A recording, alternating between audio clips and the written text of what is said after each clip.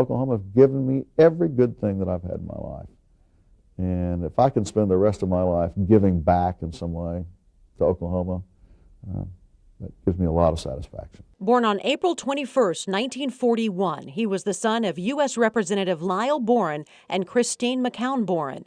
He attended grade school in Seminole, Oklahoma, and Bethesda, Maryland, before earning a bachelor's degree from Yale University. He went on to get his master's from Oxford University, where he was a Rhodes Scholar.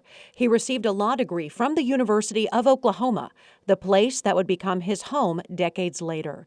He was named as the outstanding graduate in his class by the law school faculty. We don't want to have politics and campaigns based upon negativism and personality attacks. We want positive candidates, and we're in this race together. He began his lengthy political career in the Oklahoma House of Representatives, where he served from 1966 to 1974. During his time in the state legislature, he was a professor at Oklahoma Baptist University and a captain in the Oklahoma National Guard. I've had 12 years of practical experience in real government. 8 years in the legislature and 4 years in the governor's office, which have really been invaluable. At just 33, he became the youngest Oklahoma governor to take office. He was sworn into the role in 1975, serving as the state's leader for 4 years. Known for the Boren Broom Brigade, he vowed to bring reform to Oklahoma politics at a time when incumbent Governor David Hall was indicted on bribery charges. Boren had defeated Hall in the Democratic primary before winning the runoff, then the general election. I do think that hitting the moderate course, getting away from the more extreme liberal approach that has been followed to some degree in the past is the direction the party needs to move. Choosing not to seek another term, he took his anti-corruption stance to the U.S. Capitol, where he was elected to the U.S. Senate in 1978. He served 3 terms in the Senate, where he was the chair of the Senate Intelligence Committee.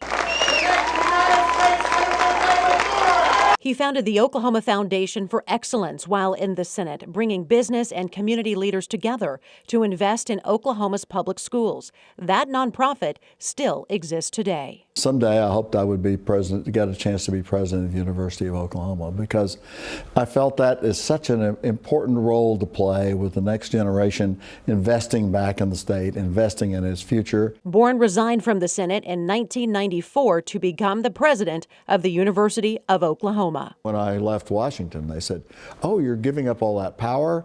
University presidents don't have that much power," which is certainly true, at least in terms of that kind of power. And, why would you give up that political power? I said, well, public service is not about power. Public service is about service. He served as president of the university for 24 years, retiring in 2018. Well, I think I ended up in the right presidency and on Boyd Street, not Pennsylvania Avenue. And during his tenure at OU, he increased the school's donor base substantially. OU invested more than $2 billion in construction projects, and 31 new programs began under his leadership. It was the best decision I think I've ever made, because these have been the most rewarding years. Boren also hired OU athletic director Joe Castiglione and former OU football coach Bob Stoops, who led the Sooners to a national championship in 2000. Going to OU football games starting at age 5, my dad and I never missed a home game all my growing up years. He further showed his love for education by teaching a freshman political science class each semester during his tenure. He was the second longest serving president in OU's history. I plan to retire as president of the University of Oklahoma effective at the end of the school year, June 30th of next year. But less than a year after retiring, he did face allegations that he sexually harassed male subordinates. While denying all wrongdoing, he cut ties with the university in 2019. The allegations never led to criminal charges. An investigation was launched by OU, but those records have never been made public.